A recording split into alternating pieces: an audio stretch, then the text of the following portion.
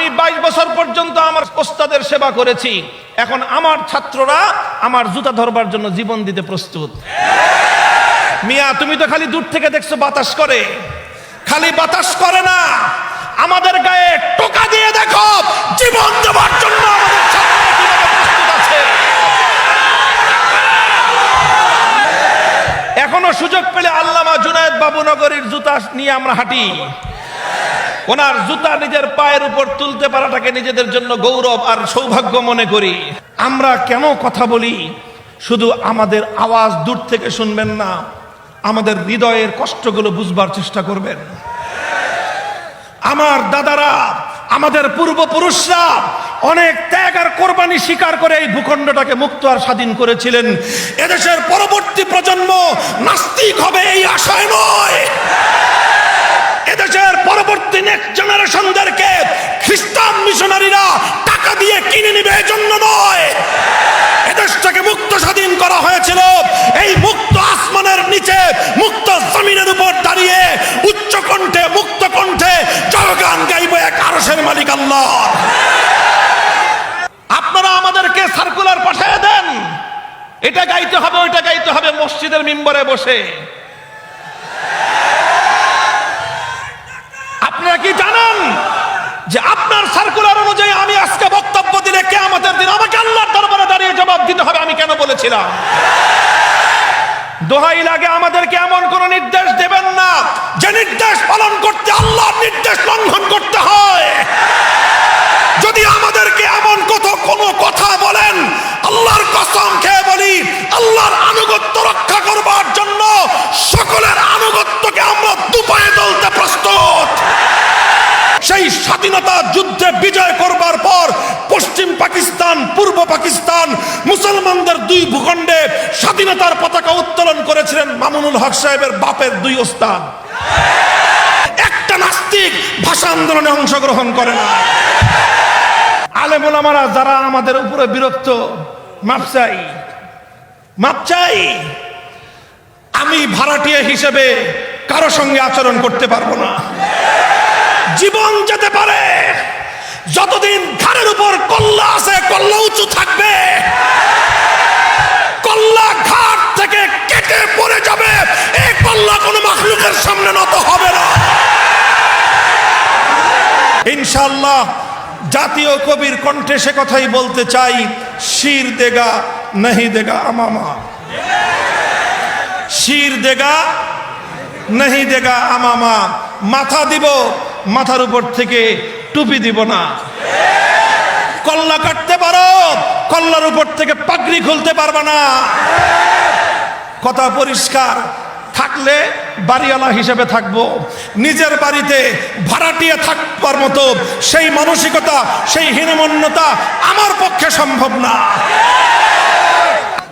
মুহতারাম হযরত উলামায়ে কেরাম, সম্মানিত শ্রদ্ধাভাজন মুরব্বী সাহেবান, সমবেত ইসলাম প্রিয়, কোরআন প্রেমিক, নবী প্রেমিক, তৌহিদি জনতা, কালিয়াকৈর উপজেলা উলামা পরিষদের উদ্যোগে আয়োজিত আজকের এই আজিম উশান ইসলামী মহাসম্মেলনে সর্বপ্রথম আমি আপনাদের সকলকে স্বাগত জানাই, অভিনন্দন জানাই কোরআনের মাহফিলে এই বাদ ভাঙ্গা উপস্থিতির জন্য।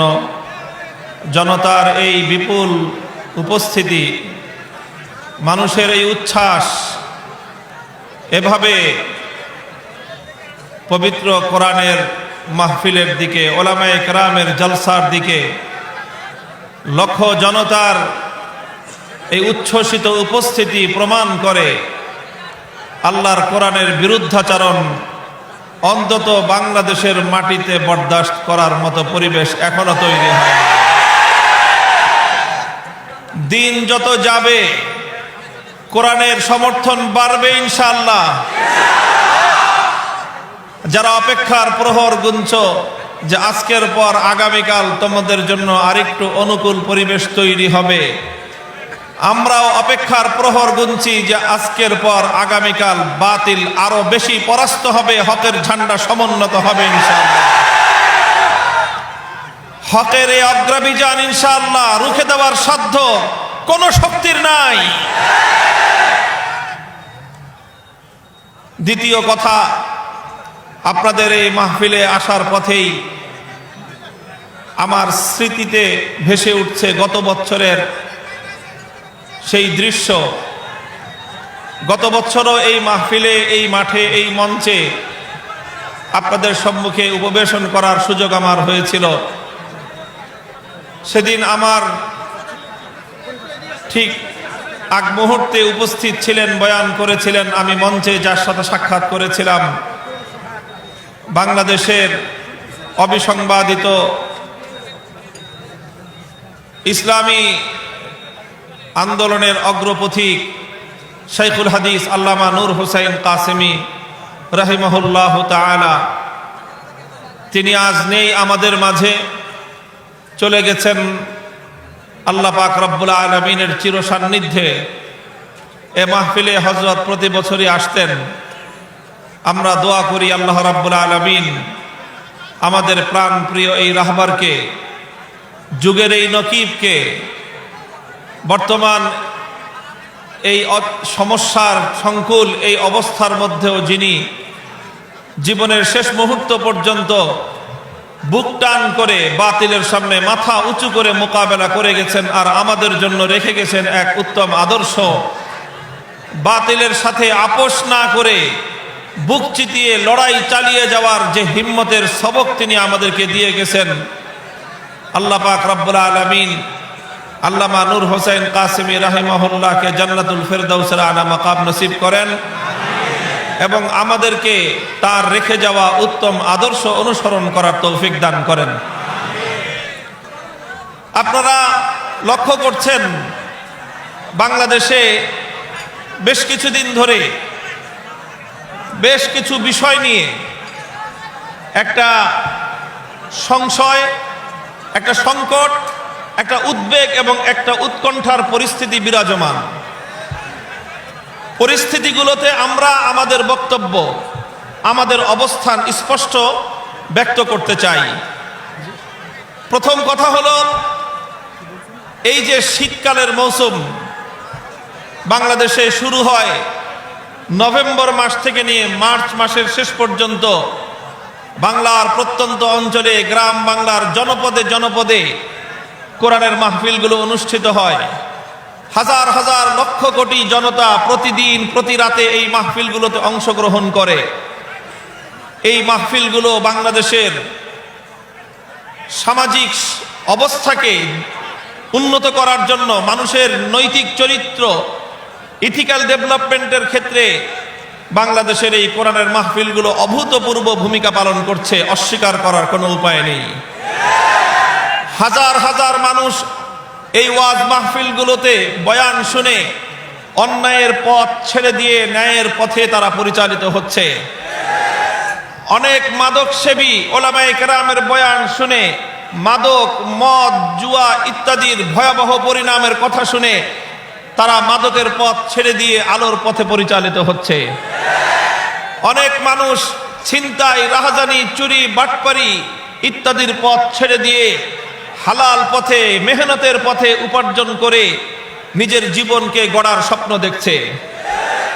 বহু মানুষ সুদ, ঘুষের অবৈধ পথ ছেড়ে দিয়ে তারা ন্যায়, নীতি এবং ইনসাফের পথে পরিচালিত হচ্ছে। ঘরে ঘরে পিতামাতাকে কষ্ট দিত এরকম অনেক পিতামাতার অবাধ্য অত্যাচারী সন্তান পিতামাতার জন্য জীবন উৎসর্গ করার অনুপ্রেরণা নিয়ে ঘরে ফিরছে। বহু মানুষ স্ত্রীর উপর নির্যাতন করত, নারী নির্যাতন করত। ওলামায়ে কেরামের কাছ থেকে আল্লাহর কোরআনের কথাগুলো শুনে নারী জাতির মর্যাদা এবং তাদের প্রতি সহমর্মিতা, তাদের প্রতি সদাচরণের যে গুরুত্ব এবং তাৎপর্যের কথাগুলো শুনে তারা তওবা করে বাড়ি ফিরে নিজের স্ত্রীর জন্য তারা আদর্শ স্বামী হিসেবে জীবন যাপন করছে। গোটা দেশের সামাজিক স্থিতিশীলতার ক্ষেত্রে বাংলাদেশের ওয়াজ মাহফিলগুলোর এক অনবদ্য ভূমিকা রয়েছে। এটা এদেশের হাজার হাজার নয়, লক্ষ কোটি মানুষ তার প্রত্যক্ষ সাক্ষী। আমরা লক্ষ্য করছি এই বিগত বছর ধরেই কোরআনের এই মাহফিলগুলো নিয়ে বিভিন্ন ধরনের অনিশ্চয়তার একটা পরিবেশ তৈরি হয়েছে। এর একটা কারণ, যারা সারা দুনিয়াব্যাপী করোনা ভাইরাস, এই ভাইরাসের অজুহাতে, এই ভাইরাসের দোহাই দিয়ে অনেক জায়গায় মাহফিলগুলোর উপর রেস্ট্রিকশন, বিধিনিষেধ আরোপ করার একটা পরিবেশ চলছে। আমরা উলামায়ে কেরাম শুরু থেকেই বলছেন যে বাংলাদেশে অনেক ধরনের সামাজিক সংকট, করোনা ভাইরাসের কারণে বিশ্বব্যাপী অচল অবস্থার কারণে যে অর্থনৈতিক বিপর্যয় দেখা দিয়েছে বিশ্বব্যাপী, বাংলাদেশে অর্থনৈতিক অনেক সমস্যা সংকট তৈরি হয়েছে। মানুষের যখন অভাব অনটন তৈরি হয়, মানুষের তখন নীতি নৈতিকতার মধ্যে বিপর্যয় তৈরি হয়। বাংলাদেশের সমাজ বিজ্ঞানীরা বহু আগেই বাংলাদেশের সম্পর্কে সতর্কবাণী উচ্চারণ করেছে যে এই ভাইরাসের কারণে দেশে অর্থনৈতিক সংকট তৈরি হলে আমরা ভাইরাসে আক্রমণ সংক্রমিত হয়ে এদেশের মানুষের যেই বিপর্যয় ঘটবে তার চেয়েও আমরা বড় আশঙ্কা করছি এই অভাব এবং অনটনের শিকার হয়ে এদেশের খেটে খাওয়া, এদেশের সাধারণ মেহনতি মানুষগুলোর যদি কর্মহীন হয়ে পড়ে, তাহলে তারা অনৈতিকতার পথে যদি পা বাড়ায়, তাহলে দেশকে নিয়ন্ত্রণ করার সাধ্য সরকার বা প্রশাসনের হবে না। এটা এদেশের সমাজ বিজ্ঞানীরা বহু আগে থেকে আশঙ্কা প্রকাশ করছিল। সুতরাং এই ধরনের পরিস্থিতিতে দেশের মানুষ যেন নীতির পথে, নৈতিকতার পথে, খোদা ভীতির পথে, আল্লাহর ভয় এবং তাকওয়ার পথে যেন তারা পরিচালিত হয়, দেশের সামাজিক স্থিতিশীলতা রক্ষা করবার জন্য এটা একটা অপরিহার্য বিষয়। আর এই নীতি নৈতিকতা, খোদা ভীতি, তাকওয়া, পরহেজগারি, এই সকল শিক্ষাগুলোর জন্য এদেশের ওয়াজ মাহফিলগুলোর কোনো বিকল্প নাই। এজন্য অত্যন্ত বিনয়ের সাথে উলামায়ে কেরাম আহ্বান জানিয়েছেন, আবদার করেছেন। সব তো চলছে, মার্কেট চলছে, গার্মেন্টস গুলো চলছে, আমরা জীবনের ঝুঁকি নিয়েও গার্মেন্টস ফ্যাক্টরিগুলো খুলে দিতে বাধ্য হয়েছি। কারণ যদি গার্মেন্টস ফ্যাক্টরিগুলো বন্ধ হয়ে যায়, করোনা ভাইরাসে হয়তো প্রতিদিন 100 মানুষ, 150 মানুষ মারা যেতে পারে, কিন্তু লক্ষ লক্ষ মানুষের যদি কর্মসংস্থান অবরুদ্ধ হয়ে যায়, তাহলে অভাব এবং অনটনার দুর্ভিক্ষে প্রতিদিন হাজার হাজার মানুষ মৃত্যুর কোলে ঢলে পড়বে। সেটা হবে আরো বড় বিপর্যয়। এই বাস্তবতার কথা চিন্তা করে করোনা ভাইরাসের সেই ভয়াবহ বিপজ্জনক সময়ও গার্মেন্টস ফ্যাক্টরিগুলো খুলে দেওয়া হয়েছিল। কথা বলেন তো। যেমনি ভাবে জীবনের প্রয়োজনে, সভ্যতা রক্ষার প্রয়োজনে, ভবিষ্যৎকে বিপর্যয়ের হাত থেকে রক্ষা করার জন্য ওই সময়ে গার্মেন্টস ফ্যাক্টরিগুলো খুলে দেওয়া হয়েছে, মার্কেটগুলো খুলে দেওয়া হয়েছে, যাতে অর্থনৈতিক স্বাভাবিক কার্যক্রম পরিচালিত হতে পারে। একই সঙ্গে দেশের মানুষের নীতি নৈতিকতা রক্ষার স্বার্থে সামাজিক স্থিতিশীলতা, সামাজিক সভ্যতা, ভদ্রতার এই স্তরকে রক্ষা করার জন্য এদেশের মাহফিলগুলো সুচারুরূপে নির্বিঘ্নে পরিচালিত হওয়া এটা অত্যন্ত বেশি প্রয়োজন ছিল দেশের স্বার্থে, জনগণের স্বার্থে, দেশের সামাজিক স্থিতিশীলতার স্বার্থে। এবং আলহামদুলিল্লাহ আমরা যতদূর পর্যন্ত রাষ্ট্রীয় বিভিন্ন মহলে কথাবার্তা বলেছি, যোগাযোগ করেছি, কথাবার্তা আলোচনা হয়, সব জায়গা থেকে একই মেসেজ যে মাহফিলগুলোর ব্যাপারে রাষ্ট্রীয়ভাবে বিশেষ কোনো নেতিবাচক কোনো ধরনের নির্দেশনা নেই। মাহফিলগুলো হোক, এগুলো নিয়ে বেশি সমাজে সবকিছু চলছে, অযথা শুধুমাত্র মাহফিলগুলোতে বিধিনিষেধ আরোপ করে একটি অস্থিতিশীলতা, উত্তেজনা সৃষ্টি করার কি দরকার? এটা বিভিন্ন দায়িত্বশীল মহল থেকে এই ধরনের আভাস পাওয়ার পরেও আমরা লক্ষ্য করছি যে রহস্যময় কারণে কিছু কিছু এলাকায় কিছু কিছু অতি উৎসাহী ব্যক্তিবর্গ তারা অগ্রসর হয়ে এসে কোরআনের মাহফিলগুলোতে বাগড়া বাজাচ্ছে। এটা ঘটতেছে একটা বিষয়। আমরা আবার বলি, ব্যর্থহীন ভাবে সব যেভাবে চলছে কোরআনের মাহফিলগুলোর উসিলায় ইনশাআল্লাহ আল্লাহ পাক রব্বুল আলামিনের রহম আসবে, এদেশের মানুষের নীতি নৈতিকতা, সামাজিক বন্ধন মজবুত হবে এবং এর মাধ্যমে আমরা এই দুর্যোগকালীন সময়ের সংকট আমরা উত্তরণ ঘটাতে পারবো ইনশাআল্লাহ। কাজেই কোরআনের মাহফিলগুলোকে কেন্দ্র করে বাংলাদেশে আর কোথাও কোনো অস্থিতিশীলতা যেন এদেশের মানুষ দেখতে না পায়। দ্বিতীয় হলো, মাহফিল চলবে, কিন্তু বিভিন্ন এলাকায় 13 জন, 15 জন, 19 জন তালিকা ধরায় দিচ্ছে যে এই সকল আলেম ওলামারা আমাদের এলাকায় ঢুকতে পারবে না। এরকমও অনভিপ্রেত কিছু পরিস্থিতির সম্মুখীন আমরা হচ্ছি। আলহামদুলিল্লাহ, আমরা সর্বশেষ সীমা পর্যন্ত ধৈর্য ধারণ করছি। রাষ্ট্র দেশের মধ্যে কোনো অস্থিতিশীলতা তৈরি না হোক, মানুষের মধ্যে কোনো অস্থিরতা তৈরি না হোক, জনতার মধ্যে অযথা কোনো উত্তেজনা সৃষ্টি না হোক, মানুষ কোনোভাবেই উত্তেজিত হয়ে তারা কোনোভাবেই কোনো অনভিপ্রেত পরিস্থিতি তৈরি করুক, এটা দায়িত্বশীল আলেম সমাজ কখনোই কামনা করেন না। কিন্তু উপর্যুপরি কারণে দেখা গেল একের পর এক এই ধরনের বিভিন্ন এলাকায়, নির্দিষ্ট কিছু কিছু এলাকায় এরকম বিধিনিষেধ, বাধা দেওয়া, আবার কোন কোন এলাকায় চোর পুলিশ খেলে আমাদের সাথে, বলে যে না কোনো সমস্যা নাই, আবার বিভিন্নভাবে বাধা আরোপ করা হয়, মাহফিলগুলো যেন আয়োজন হতে না পারে এমন সিস্টেম করা হয় ইত্যাদি কারণে দেশের ধর্মপ্রাণ মানুষ কিন্তু ক্ষোভে ফুঁসতেছে। মানুষের মনের মধ্যে যে কি একটা ক্ষোভ দানা বাঁধতেছে। সমাজ বিজ্ঞানীদেরকে বলবো, প্রশাসনের লোকদেরকে আগাম আভাস দেন, তারা যেন মানুষের ক্ষোভের আর বৃদ্ধির কারণ না হন।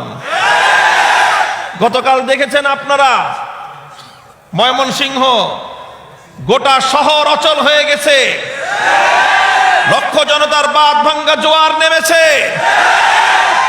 মানুষ আলেম ওলামাদের কাছ থেকে কোরআনের কথা শুনবার জন্য উন্মুখ হয়ে আছে। কোরআনের কথা শুনবার ক্ষেত্রে প্রতিবন্ধকতা তৈরি করলে গণতার এই বাঁধ ভাঙ্গা জোয়ার যদি নিয়ন্ত্রণহীন হয়ে পড়ে, এই লক্ষ কোটি তাওহীদি জনতাকে নিয়ন্ত্রণ করার সাধ্য বাংলার এই অঞ্চলে কোনো শক্তির হবে না।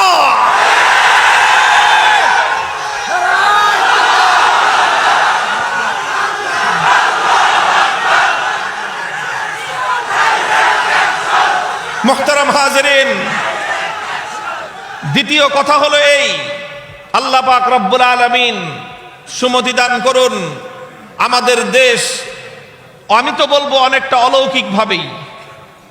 অলৌকিকভাবেই বাংলাদেশের ব্যাপারে চিকিৎসা বিজ্ঞানীদের, তারপরে বিশ্ব স্বাস্থ্য সংস্থা, ওয়ার্ল্ড হেলথ অর্গানাইজেশনের তাদের যে আগাম প্রেডিকশন ছিল, তাদের যে আশঙ্কা ছিল, এই দেশে যেই ঘনবসতি, এদেশের মানুষ যেভাবে গার্মেন্টসে ঝাঁকে ঝাঁকে হাজার হাজার মানুষ গাদাগাদি করে কাজ করতেছে, নিম্নবিত্ত বস্তি অঞ্চলগুলোতে মানুষ যেভাবে থাকতেছে, এই দেশে করোনা ভাইরাস ঢুকলে এদেশের লক্ষ লক্ষ মানুষ মরে সাফ হয়ে যাবে, এরকম একটা আশঙ্কার কথা বাতাসে গুঞ্জন শোনা গিয়েছিল।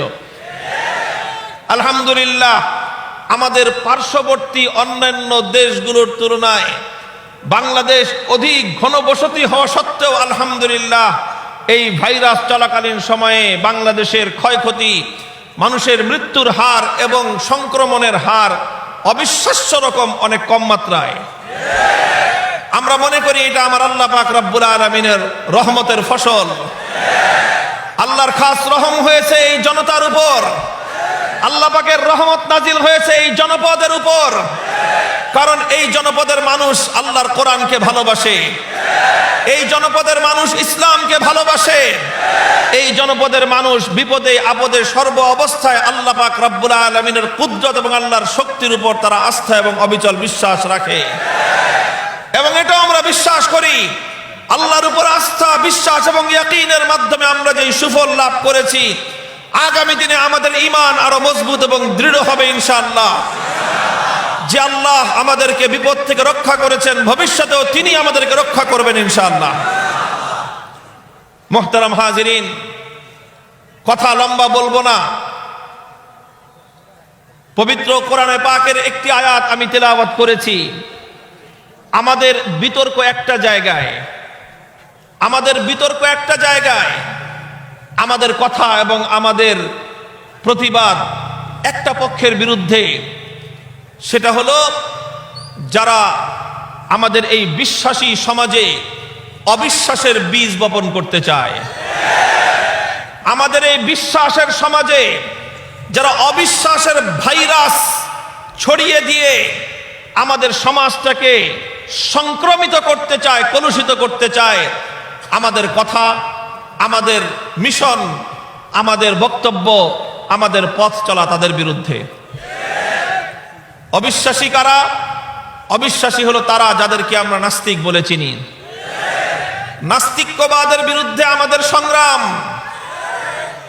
নাস্তিক্যবাদ কাদের, কোন জিনিসকে বলা হয়?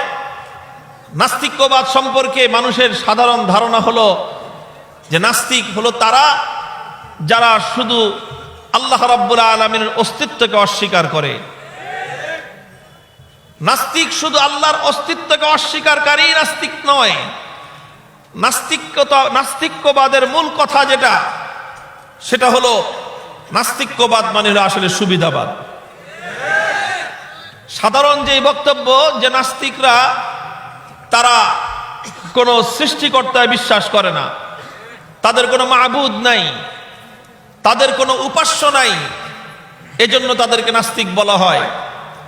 কিন্তু আল্লাহর কোরআন নাস্তিকদেরকে একটু ভিন্নভাবে তাদেরকে পরিচয় করিয়ে দিয়েছে।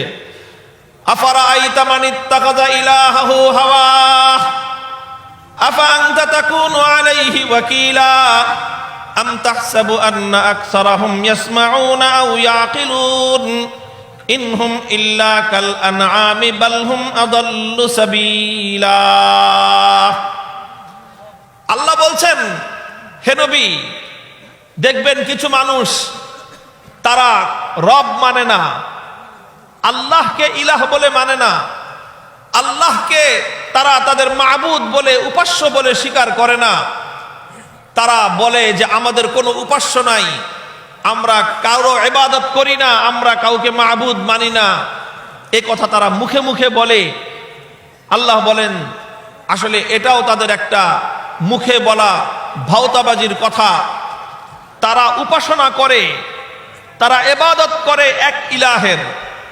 সেই ইলাহকে, সেই ইলাহ আরশের মালিক ইলাহ নন, সেই ইলাহ আসমানের মালিক আল্লাহ নন, সেই ইলাহ জমিনের মালিক আল্লাহ নন, বরং তাদের মাবুদকে মানিত্তাখাযা ইলাহাহু হাওয়া, তাদের মাবুদ হলো তাদের প্রবৃত্তি। তারা তাদের প্রবৃত্তির পূজা করে। প্রবৃত্তির পূজারীরাই হলো নাস্তিক। প্রবৃত্তি মানে কি? প্রবৃত্তি মানে হলো মানুষের নফসের খাহেশ। নফসের খাহেশ যেটা চায়, যেটা করতে বলে, নফসের খাহেশ অনুযায়ী তারা তাদেরকে পরিচালিত করে এবং গোটা সমাজকে, জাতিকে সেই নফসের খাহেশ অনুযায়ী তারা পরিচালনা করতে চায়। মুহতারাম হাজিরিন, পৃথিবীতে এই নফসের খাহেশ, প্রবৃত্তির পূজা, এটাই হলো পৃথিবীর মধ্যে সবচেয়ে বড় ধ্বংসাত্মক বিষয়।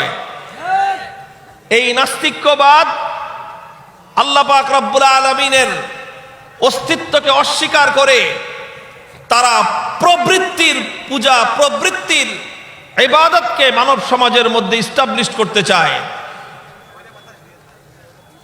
প্রবৃত্তির পূজার অর্থ কি? প্রবৃত্তির পূজা হলো, এজন্য দেখা যায় নাস্তিকদের সঠিক কোনো বিশ্বাস নাই। দুনিয়ার প্রত্যেকটা ধর্মাবলম্বী কোনো না কোনো একটা বিশ্বাসকে তারা অবলম্বন করে। মুসলমানদের একটা বিশ্বাস আছে, ইসলাম ধর্মের বিশ্বাস। যারা হিন্দু ধর্ম অনুসরণ করে তাদেরও একটা বিশ্বাস আছে, তাদের ধর্মীয় বিশ্বাস। বৌদ্ধ, খ্রিস্টান, পৃথিবীর যতগুলো জাতি আছে প্রত্যেকটা জাতির একটা বিশ্বাস আছে। আর ওই বিশ্বাসের উপর নির্ভর করেই পৃথিবীতে মানুষের মধ্যে সমস্ত কল্যাণ এবং মঙ্গলগুলো প্রতিষ্ঠিত হয়। পৃথিবীতে একমাত্র সম্প্রদায়, যেই সম্প্রদায়ের বিশ্বাস বলতে কিছুই নাই, সেই সম্প্রদায়ের নাম হলো নাস্তিক্যবাদী সম্প্রদায়। আপনারা খুলে দেখেন নাস্তিক্যবাদের পরিচয়, বিশ্বকোষে দেখেন, উইকিপিডিয়ায় খুলে দেখেন। নাস্তিক্যবাদ কোনো বিশ্বাসের নাম নয়, নাস্তিক্যবাদ অর্থই হলো সংশয়বাদিতা। সংশয়বাদিতা, সন্দেহবাতিকতা।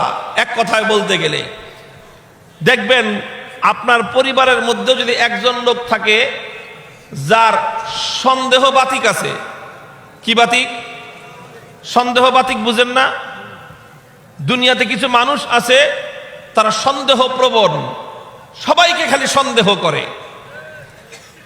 এই যে সন্দেহবাতিক যাদের আছে,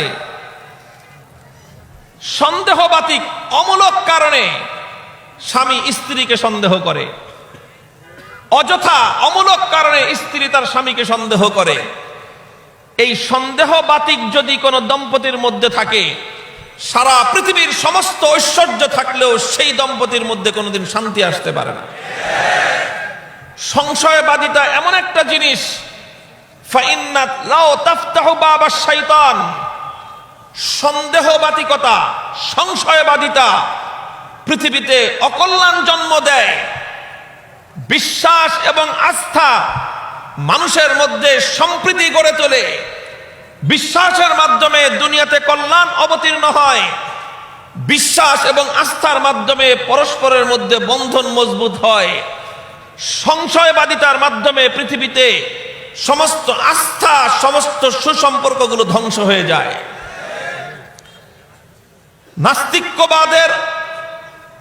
নাস্তিক্যবাদের অর্থই হলো সংশয়বাদিতা।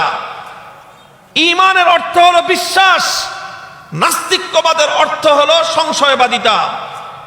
মুহতারাম হাজিরিন, জায়গায় জায়গায় বিভিন্নভাবে এই সংশয়বাদিতা এটাকে ছড়িয়ে দেওয়ার একটা মহা সমারোহে একটা আয়োজন চলতেছে। গোটা জাতিকে এ ব্যাপারে সতর্ক হতে হবে। উলামায়ে কেরামকে এ ব্যাপারে সোচ্চার থাকতে হবে। মানুষের মধ্যে যদি এই সংশয়বাদিতার রোগ ছড়িয়ে পড়ে, তাহলে জাতির বিপর্যয় রুখে দেওয়ার সাধ্য আর কারো হবে না। মুহতারাম হাজিরিন, এজন্যই সংশয়বাদিতা। এজন্য নাস্তিককে যদি জিজ্ঞাসা করেন তোমার ফিলোসফি কি, তোমার দর্শন কি, তোমার আদর্শ কি, তোমার বিশ্বাস কি, তার কোনো বিশ্বাস নাই, তার কোনো আদর্শ নাই। নাস্তিকদের আদর্শ হলো একটাই, সেটা হলো ধর্মগুলো সম্পর্কে যত ধরনের প্রশ্ন আর অভিযোগ। আমি বলছি, আবার লক্ষ্য করে শুনেন, নাস্তিকদের দর্শন কি? ইসলাম সম্পর্কে 15টা অভিযোগ, হিন্দু ধর্ম সম্পর্কে কতগুলো অভিযোগ, বৌদ্ধ ধর্ম সম্পর্কে কতগুলো অভিযোগ, সব ধর্ম বিশ্বাসের ব্যাপারে তাদের অভিযোগ। তোমার বিশ্বাস কি? আমার কোনো, তাদের কোনো বিশ্বাস নাই যেই বিশ্বাসের আপনি কোনো খুঁত ধরবেন, যেই বিশ্বাসের আপনি কোনো ত্রুটি ধরবেন, বলবেন যে তোমার বিশ্বাসের মধ্যে এই ঘাপলা আছে, এই সমস্যা আছে, কারণ তার তো কোনো বিশ্বাসই নাই। তাহলে কত বড় বিপজ্জনক একটা বিষয়। নাস্তিক্যবাদ যদি ছড়িয়ে পড়ে, দেশের মধ্যে একটা অবিশ্বাসী সম্প্রদায় গড়ে উঠবে, অবিশ্বাসী প্রজন্ম গড়ে উঠবে। সামাজিক স্থিতিশীলতা, সামাজিক শান্তির প্রথম বুনিয়াদ হলো বিশ্বাস। বিশ্বাসের ভিত যদি ধসে পড়ে, সমাজকে নিয়ন্ত্রণ করার, সমাজে শান্তি কায়েম করার বিকল্প কোনো পথ থাকবে না।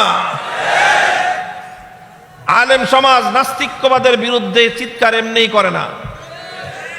আমাদের চিৎকার শুনলেই তো কিছু মানুষের অ্যালার্জির চুলকানি শুরু হয়ে যায়। কয় যে হুজুররা এত চিৎকার করে কথা বলে কেন? আমি বহু আগে থেকেই বলছি, চিৎকার করে কথা বলবো না, ঠিক আছে, আস্তে কথা বলবো, আস্তেই কথা বলবো, কিন্তু আমাদের আস্তে কথা বললে সবগুলো তোমরা গ্রহণ করবা, মানবা?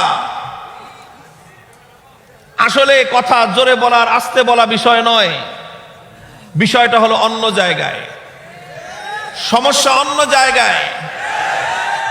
সমস্যাটা হলো এই যে কিছু মানুষ আছে, তারা আলেম ওলামাদেরকে শুধুমাত্র মিলাদ শরীফের হুজুর হিসাবে দেখতে পছন্দ করে। কিছু মানুষ আছে আলেম ওলামাদেরকে তারা 40 খতম পড়ানোর শুধু দোয়া মাহফিলে দেখতে চায়। কিছু মানুষ আছে আলেম সমাজকে বেশির চেয়ে বেশি মসজিদের ইমামতির মেম্বারে আর মেহরাবে দেখতে চায়। আলেম ওলামাদের কাছ থেকে শুধু আসমানের উপর আর জমিনের নিচের কথা শুনতে চায়। আসমানের নিচে আর জমিনের উপরে মধ্যবর্তী পরিস্থিতি কি চলবে, কি করতে হবে, এই ব্যাপারে বলতে গেলেই তখন আলেম ওলামাদের ব্যাপারে একদল মানুষ তারা বীতশ্রদ্ধ হয়ে পড়ে, তখন আর পছন্দ হয় না। আসলে সমস্যাটা কি জানেন? সমস্যাটা হলো তারা আলেম সমাজের প্রকৃত যে দায়িত্ব, সে দায়িত্ববোধ সম্পর্কেই তারা বেখবর।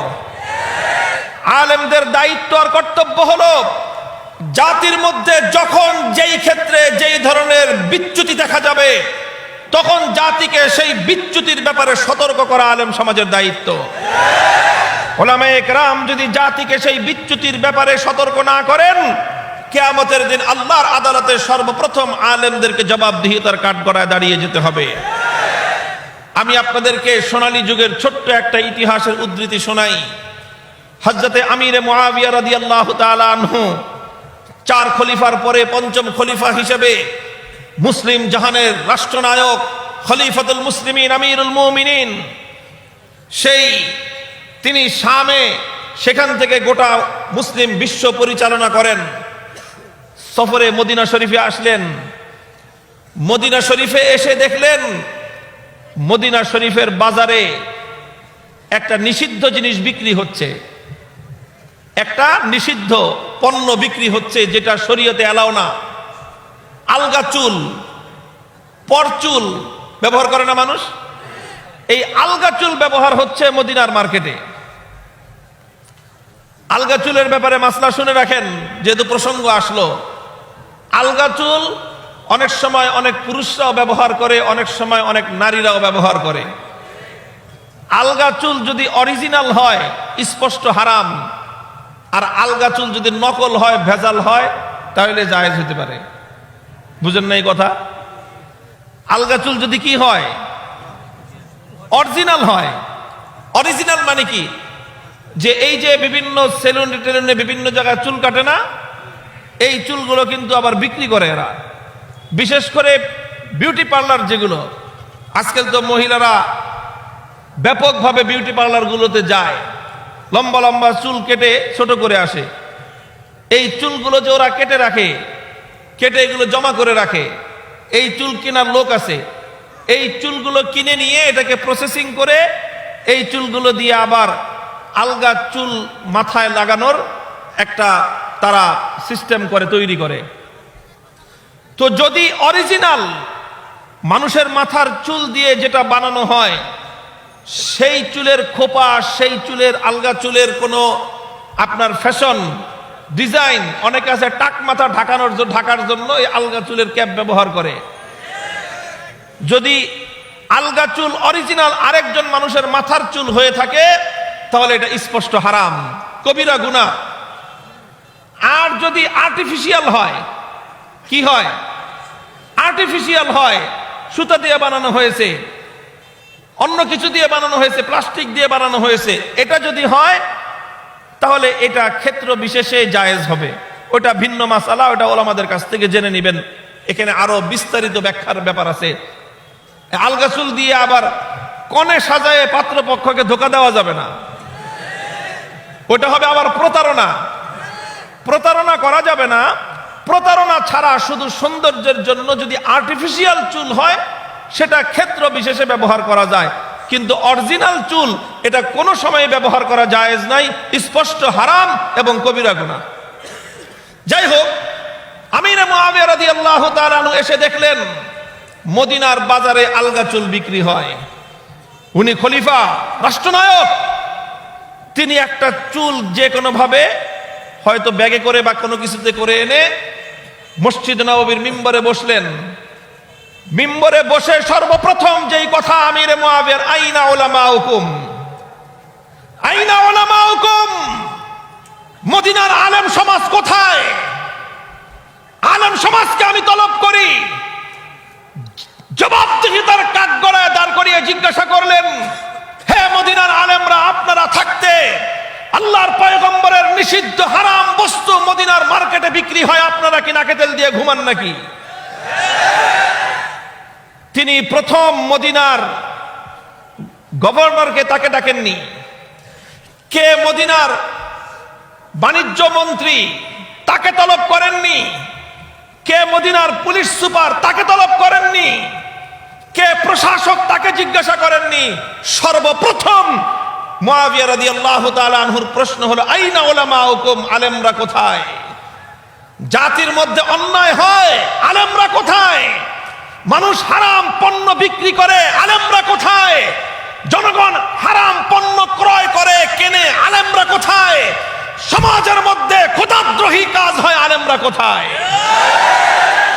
এটা শুধু আমিরে মুআবিয়া রাদিয়াল্লাহু আনহুর প্রশ্ন এটাই নয়, বরং এটা আল্লাহর জিজ্ঞাসা।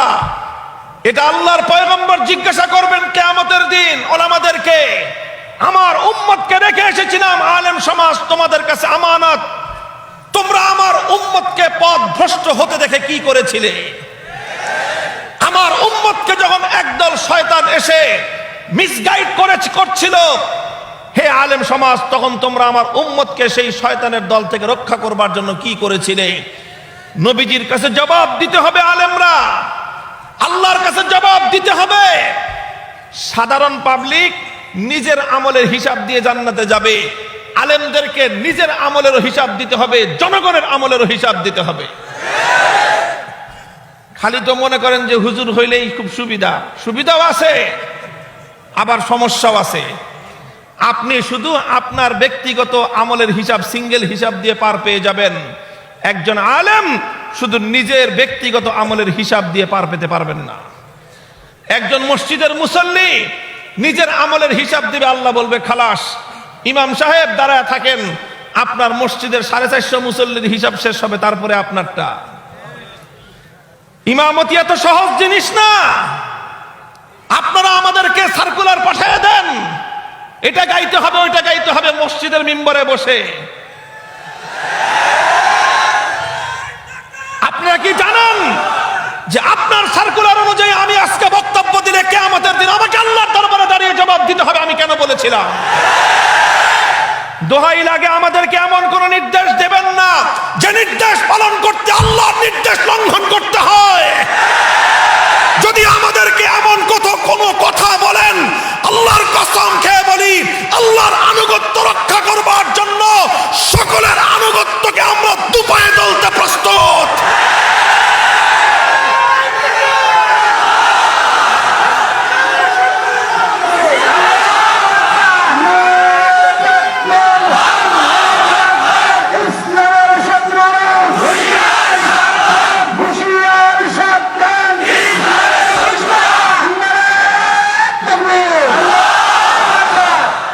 মুহতারাম হাজিরিন, বলতেছিলাম এজন্যই জাতির মধ্যে যখন আমরা দেখি নাস্তিক্যবাদের ছড়াছড়ি, আমরা যখন দেখি বিভিন্নভাবে আমাদের কোমলমতি সন্তানদেরকে, আমাদের নেক্সট জেনারেশন, আগামী প্রজন্মকে নাস্তিক্যবাদ, সংশয়বাদিতার দিকে ধাবিত করবার একটা কুটিল ষড়যন্ত্র চলছে, তখন ওলামায়ে কেরাম মুখ বুজে নীরবে সবকিছু সহ্য করতে পারেন না। কথা বলতে হয়, কখনো কখনো চিৎকার করতে হয়। কয় হুজুর, ইসলাম কি এরকম নাকি? কি আশ্চর্য লাগে, একজন মানুষ হুজুরদের উপর খুব খেপছে। কেন? হুজুররা সিংহাসনে বসে, পিছন দিয়ে বলে আবার একজন বাতাস করে, খুব সমস্যা ওনার। হুজুরদেরকে বাতাস করে কেন? হুজুররা এরকম আলিশান চেয়ারে বসছে কেন? খুব সমস্যা না আপনার? হুজুরদেরকে বাতাস করে কেন জানেন? আমরা এক একজন ছাত্র, আমরা যারা মাদ্রাসা শিক্ষকতা করি, আরে আমি তো সেদিন আল্লামা নূর হোসেন কাসেমি রাহিমাহুল্লাহ ওনার হুইল চেয়ার ঠেলাটাকে নিজের জন্য অহংকার আর গৌরব মনে করেছি। এখনো সুযোগ পেলে আল্লামা জুনায়েদ বাবুনগরীর জুতা নিয়ে আমরা হাঁটি, ওনার জুতা নিজের পায়ের উপর তুলতে পারাটাকে নিজেদের জন্য গৌরব আর সৌভাগ্য মনে করি। আমি যখন আমার ওস্তাদকে সম্মান করি, শ্রদ্ধা করি, আমি যখন আমার ওস্তাদকে খেদমত করি, আমি যখন আমার ওস্তাদের সেবায় নিয়োজিত হই, তখন আমার ছাত্রকে বলতে হয় না, সে আমাকে দেখেই আমার খেদমতে উদ্বুদ্ধ হয়। আমি আমার ওস্তাদের খেদমত করি, আমার ওস্তাদ হলো 10 জন বা 100 জন, আমার ছাত্র হলো 10,000। আমি 100 জনের খেদমত করি, 10,000 আমার খেদমত করে। আমি 100 জনকে বাতাস দেই, 10,000 আমাকে বাতাস দেয়। তোমরা তোমাদের গুরুজনদেরকে সম্মান করো, তবে আলহামদুলিল্লাহ আমাদের মতো তোমরা গুরুজনদের সেবা এবং খেদমত করো না। তোমরা সম্মান পর্যন্ত সীমাবদ্ধ থাকো, এজন্য তোমাদের ছোটরা সর্বোচ্চ তোমাদেরকে সম্মান করে, সেবা করে না। আর আমরা আপনাদেরকে শুধু শোনানোর জন্য বলি, আমি তো জন্ম নিয়েছি বাংলাদেশের কোনো অখ্যাত পরিবারে না, কি বলেন? শাইখুল হাদিস আল্লামা আজিজুল হক রহমতুল্লাহ আলাইহির পরিবারে জন্ম নেওয়া সন্তান আমি। এই যে আমার আগে বয়ান করে গেলেন আল্লামা মাহফুজুল হক সাহেব, আমার বড় ভাই। আমরা হিফজ পড়েছি একজন উস্তাদের কাছে, অন্ধ হুজুর ছিলেন, অন্ধ। শাইখুল হাদিস রহমতুল্লাহ আলাইহি শুধু দিনের দিক থেকেই বড় ছিলেন তা নয়, পৈতৃক সূত্রে তিনি ধনী মানুষ ছিলেন, সম্পদশালী মানুষ ছিলেন। শাইখুল হাদিসের বাবা আমার দাদা হাজী এরশাদ আলী, তিনি একজন সেই ব্রিটিশ আমলের প্রতিষ্ঠিত ব্যবসায়ী ছিলেন। আমার বাপ শাইখুল হাদিস রহমতুল্লাহ আলাইহি যখন বুখারী শরীফ অনুবাদ করেন, তখন পূর্ব পাকিস্তানের সবচেয়ে বড় কাগজের ডিলার ছিলেন। তিনি সবচেয়ে বড় ইম্পোর্টার ছিলেন কাগজের। সারা হোল এই ইস্ট পাকিস্তানে, সারা বাংলাদেশের সমস্ত কাগজ আমার বাবার দোকান থেকে মানুষ কিনে নিয়ে যেত। সেই বাপ আমার বাবা যখন দেওবন্দে পড়াশোনা করেন, এটা হলো 1940 সালের ঘটনা বলতেছি। কত? 40 সালের ঘটনা। আমার দাদা তার সন্তানকে দেওবন্দে পাঠাইছে। দেশের পড়া শেষ হওয়ার পরে যে যা দেওবন্দে যেয়ে পড়ে আসো, ভারতে যাও, বড় বড় হুজুরদের কাছে পড়ে আসো। তখন তো এক দেশ, ব্রিটিশ। তো এখান থেকে তিনি তার সন্তানের জন্য টাকা পাঠাতেন প্রতি মাসে। কত টাকা পাঠাতেন আমি আমার বাবার মুখে আমরা শুনেছি, সব ভাইয়েরা। আমার দাদা খবর নিছে গোটা আশপাশ এলাকার মধ্যে যে এমন কে আছে যার সন্তান বিলাতে পড়ে। বিলাত বুঝেন? ওই সময় লন্ডনকে বিলাত বলতো, যারা প্রবীণ তারা জানেন। লন্ডনকে বিলাত বলতো। খবর নিছেন, ওই সময় মানুষ ব্যারিস্টারি পড়তে বিলাতে যেত। খবর নিছে আমার দাদা 14 গোষ্ঠীর মধ্যে যে কে আছে এরকম যার সন্তান বিলাতে পড়ে লন্ডন। তো পাইছে এরকম একজন, যে গেছে জিজ্ঞেস করছে, তুমি যে তোমার ছেলেরে লন্ডনে পাঠাইছো ব্যারিস্টারি পড়াইতে, মাসে কত টাকা পাঠাও? তো বলছে মাসে 50 টাকা হইলেই এনাফ। ওই সময় তো ব্রিটিশ আমল, আজ থেকে 80 বছর আগের কথা বলতেছি। 80 বছর আগে 50 টাকা হলে রাজার হালে চলতে পারে। আমার দাদা এসে সিদ্ধান্ত নিয়েছে, আমি আমার সন্তানকে মওলানা হওয়ার জন্য প্রতি মাসে 100 টাকা পাঠাবো। 100 টাকা করে প্রতি মাসে রেজিস্ট্রি ডাকে পাঠাতেন, নরমাল ডাকে না। আজিজুল হকের নামে যখন 100 টাকা নিয়ে যেত, দেওবন্দের পোস্ট অফিস এটার মধ্যে হালচাল হয়ে যেত যে 100 টাকা পাঠায়, এটা কোন শিল্পপতি, কোন বাপের বেটা। একটা মানুষের তখন চলার জন্য মাসে 5 টাকা যথেষ্ট ছিল। একদম সাবলীল ভাবে 5 টাকা দিয়ে ভালো ভালো বড়লোক এবং আপনার ফ্যামিলির যারা ধনাঢ্য ফ্যামিলির ছেলেরা অনেকেই পড়াশোনা করতো। মাসে কত খরচ? 5 টাকা। ওই যুগে আমার দাদা তার সন্তানের জন্য পাঠাইতেন 100 টাকা।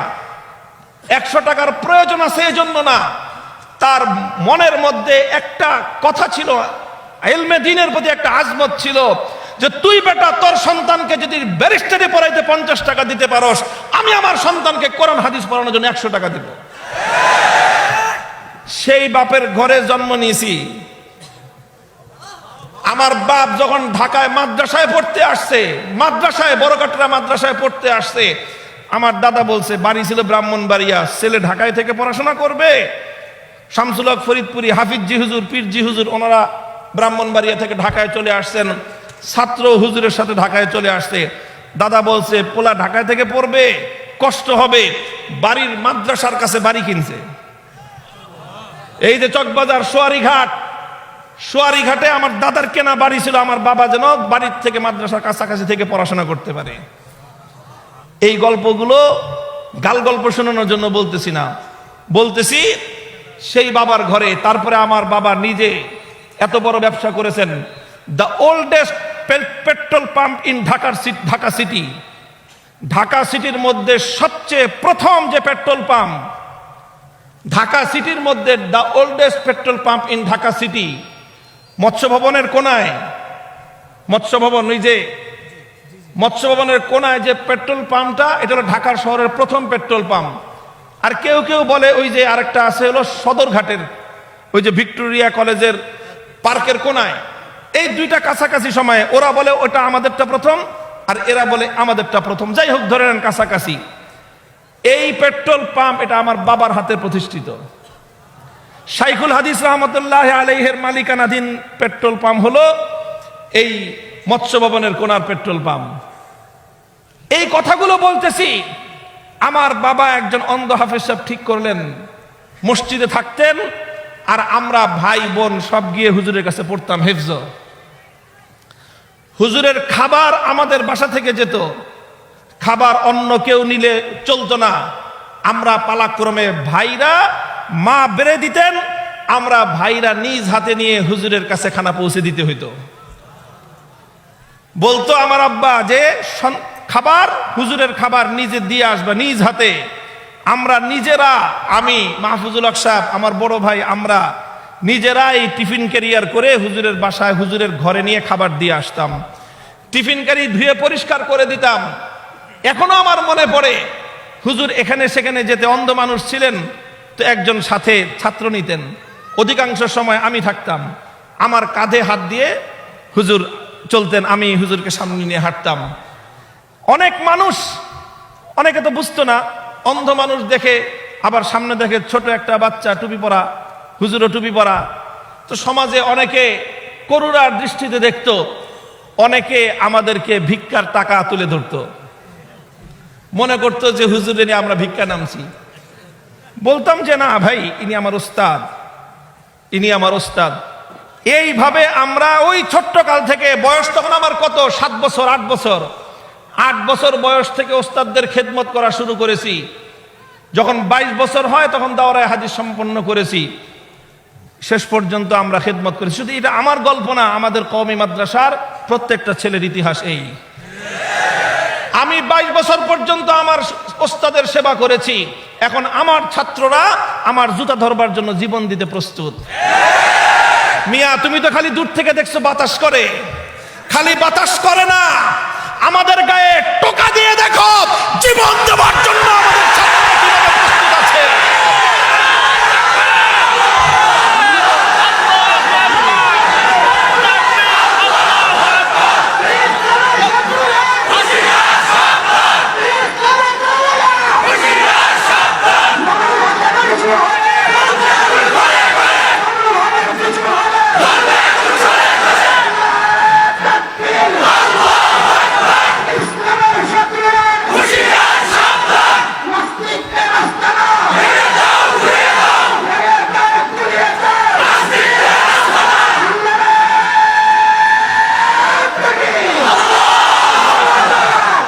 মোহতারাম হাজরিন, মূল সমস্যাটা কোথায় আমি আপনাদেরকে চোখে আঙ্গুল দিয়ে দেখিয়ে দেই। সংকটটা আসলে কোথায়? সংকটটা হলো এই জায়গায়, তারা মনে করে আলেমরা থাকবে সমাজে করুণার পাত্র। এটা হলো মূল সমস্যা। তারা চায় আলেমরা থাকবে সমাজে করুণার পাত্র। তারা চায় আলেম সমাজ তাদের সামনে মাথা নত করে কথা বলবে, এটা চায়। আর কোনো সমস্যা নাই, সমস্যা এক জায়গাতেই। তারা চায় আলেমরা এদেশে ভাড়াটিয়া হিসেবে থাকবে।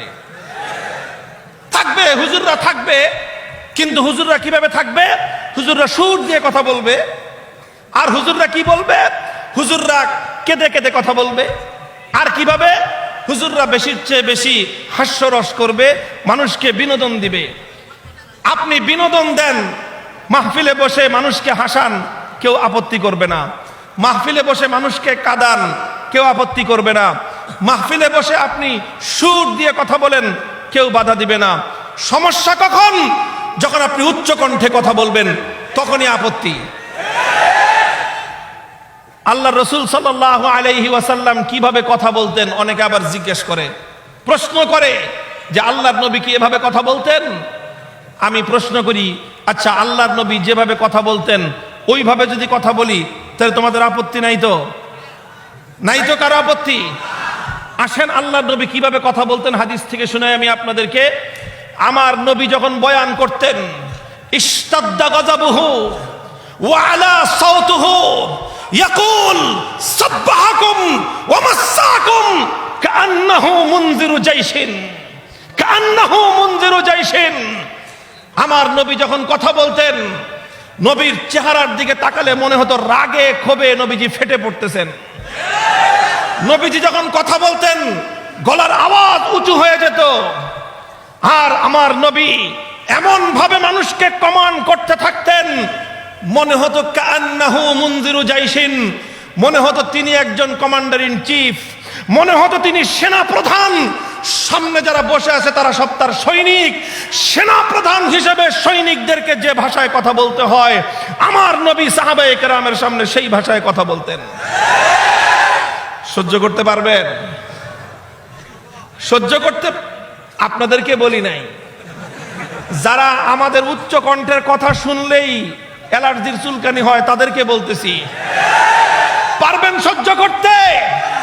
একজন নায়েবে নবী হিসেবে আমি যখন নিজেকে সেনা প্রধান ভেবে আপনাকে আমার সৈনিক হিসেবে কমান্ড করব, সহ্য করতে পারবেন?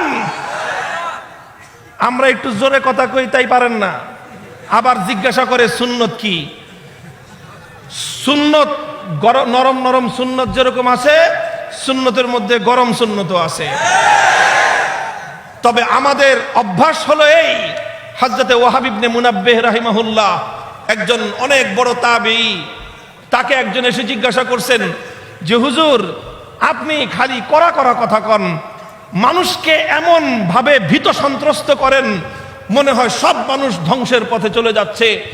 আপনি মানুষকে একটু আশার আলো দেখাইতে পারেন না? মানুষকে মিষ্টি কথা বলতে পারেন না? হযরতে ওয়াহাব ইবনে মুনাব্বিহ রাহিমাহুল্লাহু তাআলা, বুখারীর হাদিস, বুখারী শরীফে তালিকাতের মধ্যে এসেছে, তিনি বললেন, আরে যেখানে আমার আল্লাহ পাক রব্বুল আলামিন বলেছেন লা তাকনাতু মির রাহমাতিল্লাহ, হে দুনিয়ার মানুষ তোমরা আল্লাহর রহমত থেকে বঞ্চিত হয়ো না, সেখানে আমি কিভাবে মানুষকে আল্লাহর রহমত থেকে নিরাশ করব? কিন্তু সমস্যাটা কি জানো? সমস্যাটা হলো এই, ওয়ালাকিন তুহিব্বুনা আন তুবাশশারু আলা মাসাবি আমালিকুম। তোমরা চাও কি? তোমরা চাও হলো কাম করবা সব অপকর্ম, আর হুজুররা তোমাদেরকে জান্নাতের সার্টিফিকেট দিবেন। এটা আজ 1300 বছর আগের মানুষের মানসিকতা।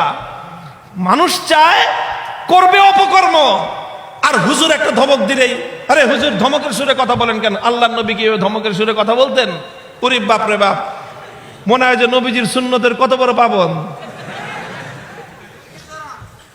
আল্লাহর নবী ধমকের সুরেও কথা বলতেন। আল্লাহর নবী নরম সুরে যেমন বলতেন, কান্না মাখা কণ্ঠে যেমন আল্লাহর নবী কথা বলতেন, আবার আমার নবী এমন কণ্ঠ শক্তভাবেও কথা বলতেন, এমন ভাষায় আল্লাহর নবী কথা বলতেন যেন নিজেকে একজন সেনা প্রধান মনে করে সৈনিকদেরকে যেভাবে কমান্ড করতে হয় সেভাবেও আল্লাহর নবী কথা বলতেন। সব হুজুররাই তো নরম কণ্ঠে কয়, খালি এক মামুনুল হক আর 2-4 জন আছি, আমরাই তো কই। আমগো 2-4 জনকেই যদি আপনাদের এত সমস্যা লাগে, তাহলে বুঝে দেখেন যে আসলে সত্যিকার ইসলাম মানতে আপনারা কতটা হীনমন্য। আল্লাহ পাক বুঝবার তৌফিক দান করেন। আমি একটা দৃষ্টান্ত দিয়েছিলাম যে আসলে সমস্যাটা কি। বাপ চাচা 2 জনে মিলে অ্যাসেট করছে, অনেক জায়গা আছে না, আমারও বাপ চাচা ওনারা 2 জনে মিলে ব্যবসা করতেন। পেট্রোল পাম্পও বাপ চাচা দুইজনে করেছেন, তারপরে লালবাগে বাড়ি কিনেছেন, দুই ভাই একসাথে জায়গা কিনেছেন, একসাথে বিল্ডিং করেছেন, দীর্ঘদিন ওনারা একসাথেই ছিলেন। তো এরকম একটু একটু একটু একটু মাইকের একটু খেয়াল করেন, মাইকের কোনোভাবে ব্যবস্থা করা যায় কিনা একটু। মুহতারাম হাজরিন, তো মনে করেন আপনার বাপ চাচা দুইজনে মিলে জায়গা কিনেছেন, দুজন মিলে বিশাল ইমারত তৈরি করেছেন, বিশাল বাড়ি বানিয়েছেন। এখন এই বাড়ির মধ্যে আপনার বাবার অর্ধেক হিস্সা, আপনার চাচারও অর্ধেক হিস্সা, ঠিক আছে? ঘটনাচক্রে হঠাৎ আপনাদের ভাই বোন, 4-5 ভাই বোন সব ছোট, ওই অবস্থায় হঠাৎ আপনার বাবা মারা গেছেন অ্যাক্সিডেন্ট করে। আপনারা তখন সব ছোট, কিছু বুঝেন না।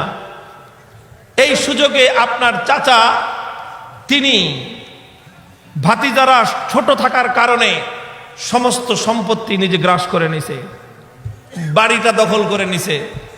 এরকম 2-4টা দুর্ঘটনা ঘটে কি ঘটে না আমাদের সমাজে? আছে না নাই? তো চাচা তো বাড়ি দখল করে নিছে, এখন ভাতিজারা থাকবে কোথায়, কিভাবে থাকবে? পরে ভাতিজাদেরকে 2টা রুম দিছে যে তোরা এখানে থাক। ভাতিজারা 2 রুমেই বিশাল আলিশান বাড়ি, 10টা ফ্ল্যাট, আর সেখানে ভাতিজাদেরকে নিচতলার কোনার 2টা রুম দিছে যে তোরা এখানে থাক। মাঝে মাঝে ওদেরকে 2-4 কিছু টাকা পয়সাও দেয়, 2-4 বেলা খাওয়ায়। তো ভাতিজারা ছোটকাল থেকে এগুলো দেখেই বড় হয়েছে যে আমাদের অভাব পড়লে চাচায় আমাদেরকে 2 বেলা খাইতে দেয়, আমাদেরকে দয়া করে অনুগ্রহ করে 2টা রুম দিছে থাকতে। যখন ভাতিজারা বড় হয়েছে তখন বলছে যে ঠিক আছে, তোর অনেক বড় হয়েছে, এখন পুরো একটা ফ্ল্যাট নিয়ে থাক। একটা ফ্ল্যাট দিয়ে দিছে থাকতে। এখন বলে তোরা তো এখন কামাই করস, কিছু কিছু ভাড়া দে। 4 ভাইয়ের কাছ থেকে ভাড়া রাখে, কয় যে ঠিক আছে, ভাড়া দিতে যদি সমস্যা হয় মাসে মাঝে মধ্যে 200-500 টাকা কম পড়লে কমই দিস, তোরা আমার ভাতিজা। তো 200-500 টাকা কমও দেয়। খুব খুশি এরা যে চাচা কত বড় মেহেরবান, আমাদের উপরে 500 টাকা ভাড়া কম নেয়। অন্য ভাড়াটিয়ারা মাসের 5 তারিখ ভাড়া না দিলেই তাদেরকে উঠায় দেয়। আমরা 10 তারিখ পর্যন্ত দেরি করলেও আমাদেরকে তেমন কিছু বলে না। তারা খুব কৃতজ্ঞ চাচার প্রতি। ঘটনাচক্রে 4 ভাইয়ের মধ্যে 1 ভাই কেমনে কেমনে কেমনে কেমনে সব ঘটনা জানছে যে এই বাড়ির অর্ধেকের মালিক কে, আর বাবা নাই, উত্তরাধিকার সূত্রে ছেলেরা হলো মালিক। বাড়িতে 10টা ফ্ল্যাট হিসাবে 4 ভাই 5 ফ্ল্যাটের মালিক। 5 ফ্ল্যাটের মালিক যেই বাড়িতে, ওই বাড়িতে দয়া করে তাদেরকে একটা ফ্ল্যাট দিছে থাকতে, তাও আবার ভাড়া নেয়। ভাড়া মাঝে মাঝে একটু কনসিডার করে। এই আচ্ছা বলেন, যেই ভাইটা এটা জানছে, জানার পরে তার আচরণটা কিরকম হবে, ওর কথাবার্তা কিরকম হবে? ওর তো এখন কথাবার্তা বদলে গেছে, ও চাচারে দেখলে গরম গরম কথা বলে। এখন বাকি 3 ভাই ওরে কয়, এই তুই এত জোরে জোরে কথা কস কেন? তোর কারণে তো আমরাও বিপদে পড়ি। কি বিপদে পড়ো তোমরা? কয় চাচায় আম করে থাকতে দিছে বাসায়, চাচায় আম করে ভাড়া কম নেয়, চাচায় আম করে টাইম দেয়, মাসের 10 তারিখ হলেও কিছু কয় না, 500 টাকা কম দিলেও কিছু কয় না। তোর কারণে তো এখন আমরাও বিপদে পড়বো।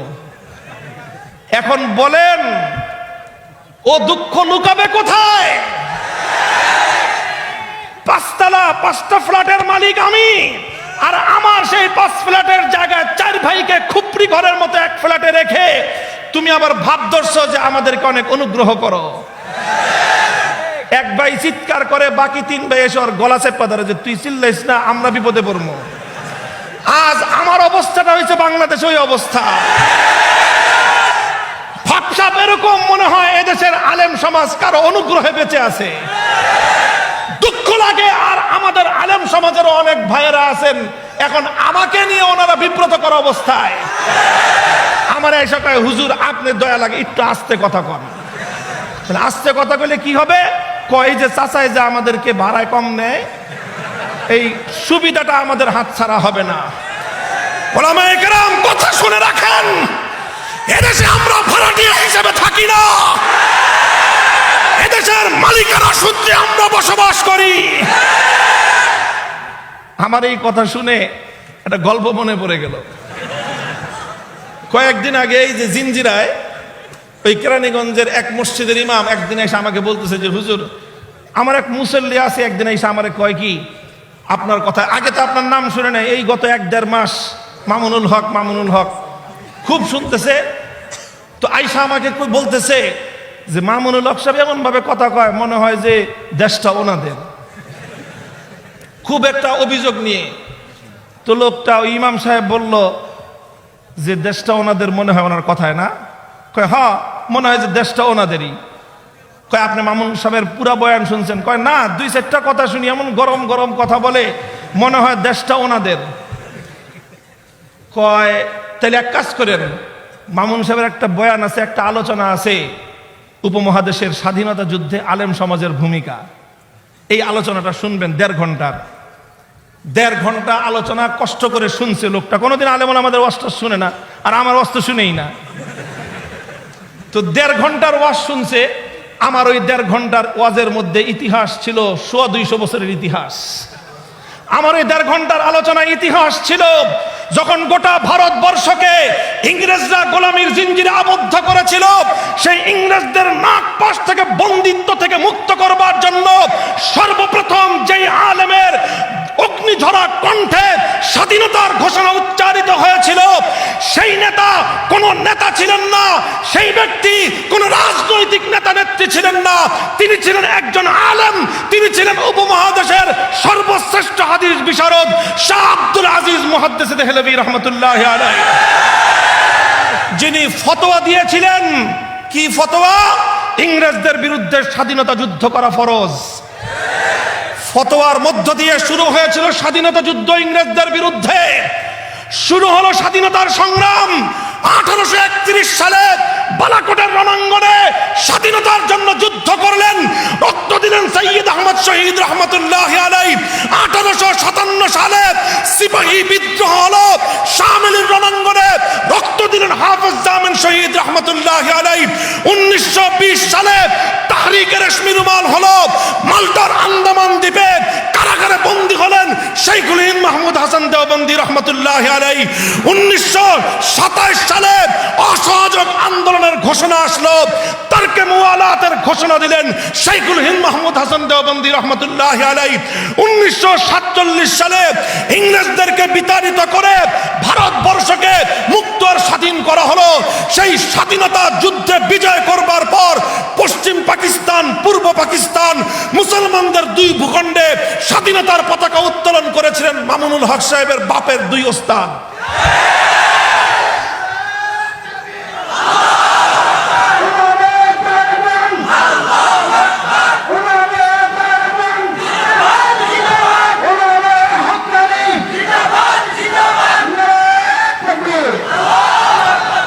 পশ্চিম পাকিস্তানের পতাকা উত্তোলন করেছিলেন সাব্বির আহমদ ওসমানী রহমতুল্লাহি আলাইহি।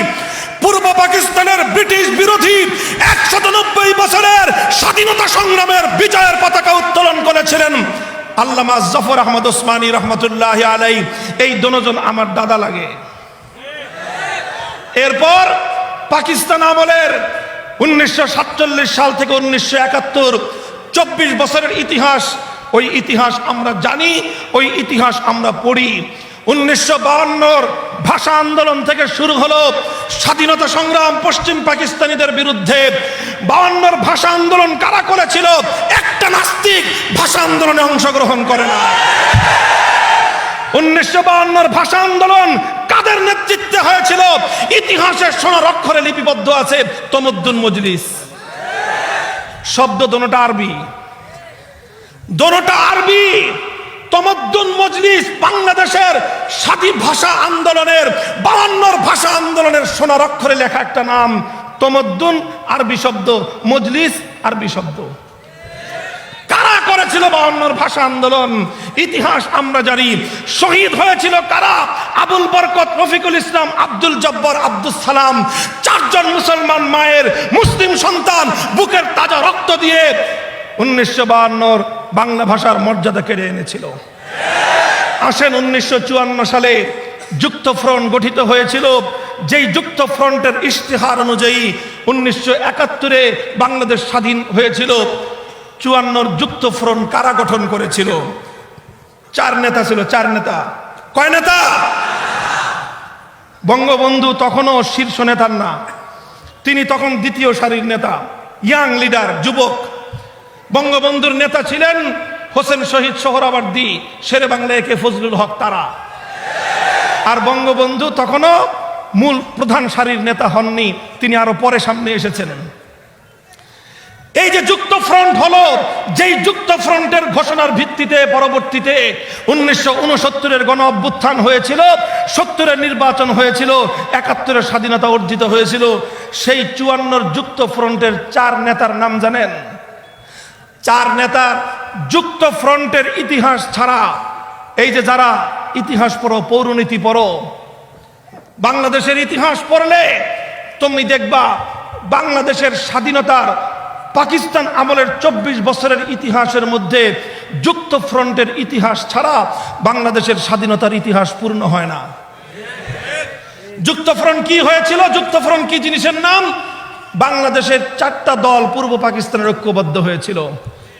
4 দলের 4 জন নেতা ছিলেন। কারা ছিলেন তারা? 2 জন মিস্টার, 2 জন মৌলভী। 2 জন মিস্টার, কথা বলেন না কেন?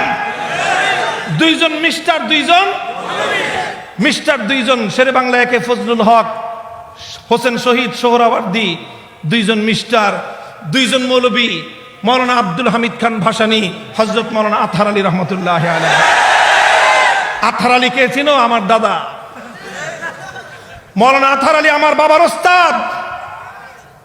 মৌলানা আতহার আলী আমার শায়েখ মৌলানা আশরাফ আলী সাহেবের ওস্তাদ। তাহলে 1954 যুক্ত ফ্রন্ট করলো আমার দাদাই। সেই যুক্ত ফ্রন্টের মাধ্যমে বাংলাদেশ স্বাধীন হলো। দুঃখ লাগে আজ বাংলাদেশের পৌরনীতিতে হোসেন শহীদ সোহরাওয়ার্দীর নাম পাওয়া যায়, শেরে বাংলা একে ফজলুল হকের নাম পাওয়া যায়, মৌলানা আব্দুল হামিদ খান ভাসানীর নাম পাওয়া যায়। সোরার দল আমার দাদা মৌলানা আতহার আলীর নাম কেটে দিয়েছে। ওগুলা সব হিসাব আমাদের কাছে আছে, জবাব চাইব। তুমি যদি ইতিহাস লেখো, যুক্ত ফ্রন্টের 3 নেতার নাম লিখবা, 4 দলীয় জোটের 4র্থ নেতার নাম জাতি জানতে চায়। ওই কথা বলতে তোমাদের মুখের মধ্যে কুলুপ এঁটে থাকে, কারণ মৌলানা আতহার আলীর নাম মুখে উচ্চারণ করতে তোমরা লজ্জাবোধ করো। মুহতারাম হাজিরিন, এই সব স্বাধীনতার ইতিহাস যখন আমার কাছ থেকে শুনছে 1.5 ঘন্টার আলোচনা, এরপরে আইসা ওই লোক ইমাম সাহেবরে কয়, ঠিকই তো কয়, কোনি তো ঠিকই কয়। এই দেশটাকে, এ দেশটা শুধু পশ্চিম পাকিস্তানিদেরকে বিতাড়িত করেই স্বাধীন হয় নাই। এই দেশ স্বাধীনতা অর্জন করার পিছনে 3টা আধিপত্যবাদী শক্তির বিরুদ্ধে লড়তে হয়েছে। কয়টা? 3টা আধিপত্যবাদী শক্তির বিরুদ্ধে লড়াই করে তবে বাংলাদেশ স্বাধীন হয়েছে। এমনি কবিতা হয় নাই, সাবাস বাংলাদেশ, সাবাস বাংলাদেশ, এ পৃথিবী অবাক তাকিয়ে রয়, জ্বলে পুড়ে মরে সারখার তবু মাথা নোয়াবার নয়। এমনি 3টা আধিপত্যবাদী শক্তির বিরুদ্ধে লড়াই করেছে আমার এ মাটির সন্তানেরা। প্রথম আধিপত্যবাদ, ব্রিটিশ বিরোধী 190 বছরের মুক্তির সংগ্রাম। দ্বিতীয় আধিপত্যবাদ, কলকাতার দাদাবাবুদের বিরুদ্ধে বঙ্গভঙ্গের নামে এই পূর্ববঙ্গের মুসলিম নেতৃবৃন্দ, স্যার সলিমুল্লাহ, শেরে বাংলা ফজলুল হক, হোসেন শহীদ সোহরাওয়ার্দী, বঙ্গবন্ধু শেখ মুজিবুর রহমান সকলে মিলে আন্দোলন করে বঙ্গভঙ্গ করে কলকাতার বিরুদ্ধে রুখে দাঁড়িয়ে পূর্ববঙ্গকে তারা মাথা উঁচু করে দাঁড় করাবার চেষ্টা করেছিলেন। মুহতারাম হাজিরিন, দ্বিতীয় আধিপত্যবাদ হলো কলকাতার দাদাবাবুদের আধিপত্যবাদ। কটা গেল? 3 নম্বর হলো পশ্চিম পাকিস্তানি খান পাঠানদের আধিপত্যবাদ। 3 আধিপত্যবাদের বিরুদ্ধে লড়াই করেছি আমরা, 3 জুলুম শোষণের বিরুদ্ধে লড়াই করেছি আমরা। এরপরে দেশটা মুক্ত এবং স্বাধীন হয়েছে আলহামদুলিল্লাহ। 3টা আধিপত্যবাদ বিরোধী লড়াইয়ে আমাদের পূর্বপুরুষরা সামনের কাতারে থেকে রক্ত দিয়েছেন, জীবন দিয়েছেন, সন্তানদেরকে ইয়তীম বানিয়েছেন, স্ত্রীদেরকে বিধবা বানিয়েছেন, মায়ের কোল খালি করেছেন, অকাতরে জীবন দিয়েছেন, জাতির সঙ্গে গাদ্দারি করেন নাই।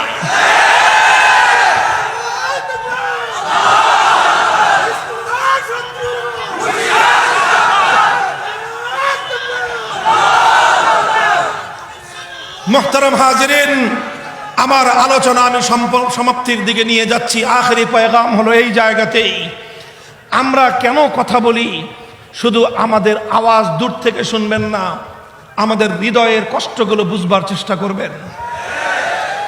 আমার দাদারা, আমাদের পূর্বপুরুষরা অনেক ত্যাগ আর কোরবানি স্বীকার করে এই ভূখণ্ডটাকে মুক্ত আর স্বাধীন করেছিলেন। এদেশের পরবর্তী প্রজন্ম নাস্তিক হবে এই আশায় নয়, এদেশের পরবর্তী নেক্সট জেনারেশনদেরকে খ্রিস্টান মিশনারিরা টাকা দিয়ে কিনে নিবে এজন্য নয়। এদেশটাকে মুক্ত স্বাধীন করা হয়েছিল এই মুক্ত আসমানের নিচে, মুক্ত জমিনের উপর দাঁড়িয়ে উচ্চ কণ্ঠে, মুক্ত কণ্ঠে জয়গান গাইব এক আরশের মালিক আল্লাহ।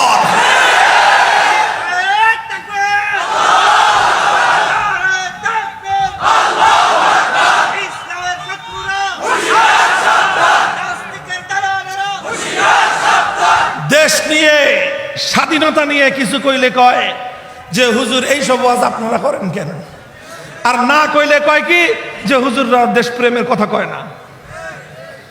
বললে বলে রাজনীতি করেন, না বললে বলে দেশপ্রেম নাই। যাব কোথায়? সমস্যার সমাধানের জায়গায় আলেম ওলামারা যারা আমাদের উপরে বিরক্ত, মাপ চাই, মাপ চাই। আমি ভাড়াটিয়া হিসেবে কারো সঙ্গে আচরণ করতে পারবো না। জীবন যেতে পারে, যতদিন ঘাড়ের উপর কল্লা আছে কল্লা উঁচু থাকবে। কল্লা ঘাট থেকে কেটে পড়ে যাবে, এই কল্লা কোনো মাখলুকের সামনে নত হবে না।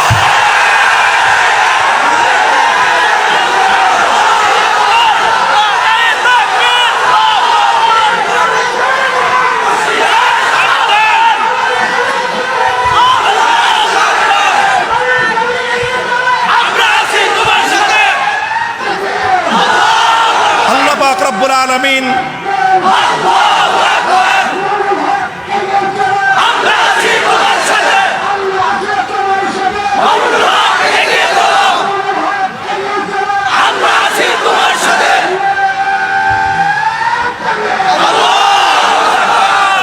আলহামদুলিল্লাহ, ইসলাম নিয়ে, দেশের মানুষের ভালোবাসা নিয়ে, জাতির প্রতি দায়িত্ব আর কর্তব্য বোধ নিয়ে দাঁড়িয়ে আছি মাথা উঁচু করে। ইনশাআল্লাহ জাতীয় কবির কণ্ঠে সে কথাই বলতে চাই, শির দেগা नहीं देगा अमामा, শির দেগা नहीं देगा अमामा। মাথা দিব, মাথার উপর থেকে টুপি দিব না।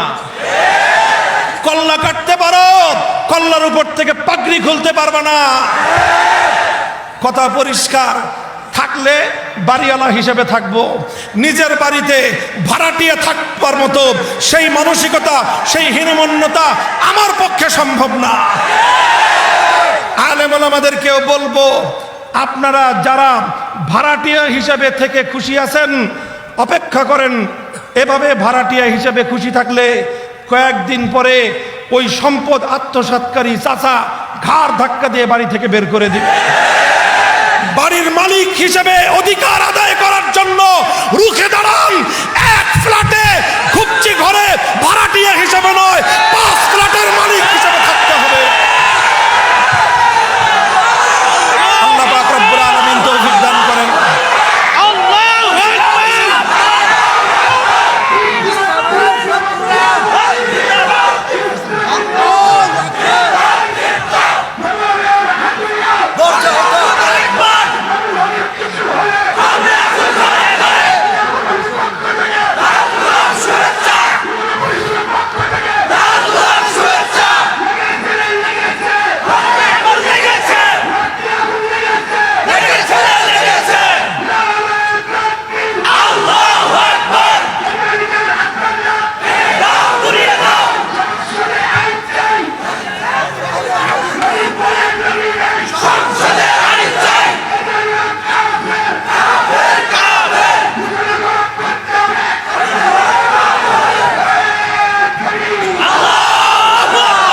আল্লাহ পাক রব্বুল আলামিন আপনাদের এই দ্বীনি জজবাকে কবুল করেন।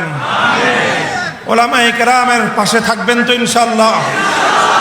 আলেম সমাজের ইতিহাস ১৫০০ বছরের ইতিহাস হলো জাতির প্রতি তারা দায়িত্ব পালনে তারা সবচেয়ে বড় ত্যাগ আর কোরবানি স্বীকার করতে প্রস্তুত। ইনশাআল্লাহ ওলামায়ে কেরামের সাথে থাকবেন আপনারা। আল্লাহ পাক আপনাদেরকে তৌফিক দান করেন। কালিয়াকৈর উপজেলা ওলামা পরিষদকে আল্লাহ পাক রব্বুল আলামিন জামাত হয় না, আজান হয়নি, জামাত হয়নি, আজান হবে ইনশাআল্লাহ। সালাতুল ইশার আজান হবে, জামাত হবে। আপনারা সকলে ইনশাআল্লাহ জামাতে শরীক হয়ে তারপরে যার যার ঘরে ফিরে যাবেন। সুবহানাল্লাহি ওয়া বিহামদিহি সুবহানাল্লাহিল আযীম। আল্লাহুম্মা সাল্লি আলা মুহাম্মাদিন নবিয়্যিল উম্মি ওয়া আলা আলিহি ওয়া সাল্লিম তাসলিমা। রব্বানা আতিনা ফিদ দুনিয়া হাসানাহ ওয়া ফিল আখিরাতি হাসানাতাও ওয়া কিনা আযাবান নার। আল্লাহুম্মা